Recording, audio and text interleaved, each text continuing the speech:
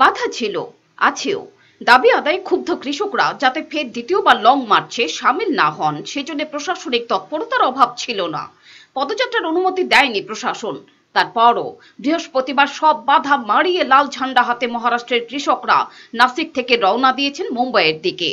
মহারাষ্ট্রে কয়েকদিন ধরেই চলেছে কৃষক নেতৃবৃন্দকে ধরপাকড়। পদযাত্রায় পা মেলাতে অনড় কৃষক ক্ষেত মজুরদের মনোবল ভেঙে দিতে যাবতীয় উদ্যোগ নিতে পিছপা হয়নি পুলিশ, তাও রোখা যায়নি। বুধবার সন্ধ্যের মধ্যেই জড়ো হয়ে গিয়েছেন 40,000-এরও বেশি কৃষক। থানে পালগড় জেলায় আটকে থাকা কৃষক নেতৃবৃন্দ এবং কৃষকদের ছেড়ে দিতে বাধ্য হয় পুলিশ। তারা রওনা দিয়েছেন নাসিকের পথে। বৃহস্পতিবার এই নাসিক থেকেই প্রায় 50,000 কৃষক রওনা দিলেন লং মার্চে। ফের আরেক ঐতিহাসিক কিষাণ লং মার্চ। লোকসভা নির্বাচনের আগে বাজেট পেশ হয়েছে সংসদে, তাতে ভুরি ভুরি প্রতিশ্রুতি দিয়েছে সরকার, কিন্তু এখনো পর্যন্ত কানাকড়িও হাতে পাননি তারা। তাই ফের পথে নামলেন মহারাষ্ট্রের কৃষকরা। কৃষি ঋণ মকুব, ফসলের ন্যায্য দাম, সেচ সুবিধা এবং পেনশন সহ নানান ইস্যুতে এই নিয়ে গত এক বছরে দ্বিতীয়বার পথে নামলেন তারা। এর আগে গত বছর মার্চে নাসিক থেকে পায়ে হেঁটে মুম্বাই পৌঁছেছিলেন রাজ্যের প্রায় 30,000 কৃষক। এদিন পদযাত্রা উদ্বোধন করেছেন সারা ভারত কিষাণ সভার সাধারণ সম্পাদক হান্নান মোল্লা।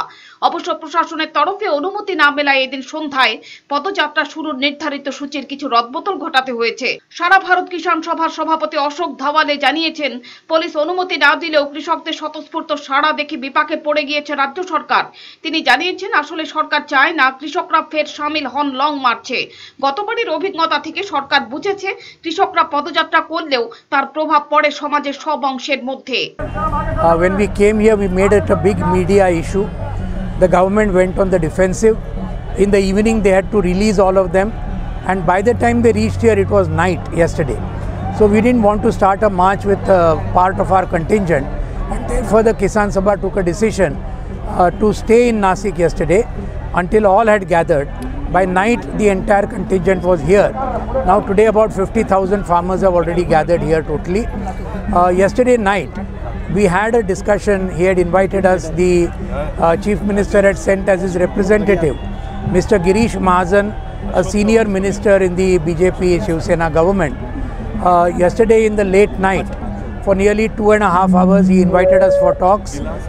We had detailed talks with him. As you know, that on the 17th of February, there was a full discussion with the Chief Minister, 3 ministers, a whole bevy of officials, with the entire Kisan Sabha delegation. So whatever issues were not clinched in that 17th meeting, many of them could be clinched in yesterday's evening's meeting, night's meeting. So that meeting went on till nearly 11:30 in the night.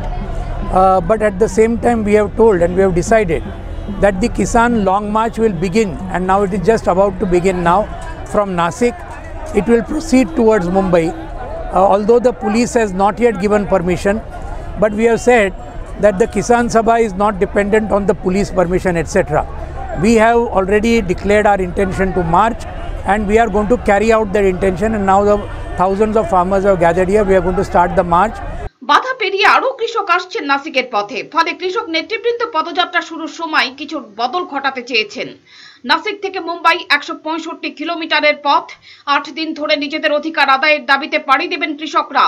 আগামী বুধবার স্বাধীনতা সংগ্রামী চন্দ্রশেখর আজাদের 88তম মৃত্যুবার্ষিকী। ওই দিন মুম্বাই এসে পৌঁছবেন আন্দোলনকারী কৃষকরা। পিওর রিপোর্ট, চ্যানেল দিনরাত।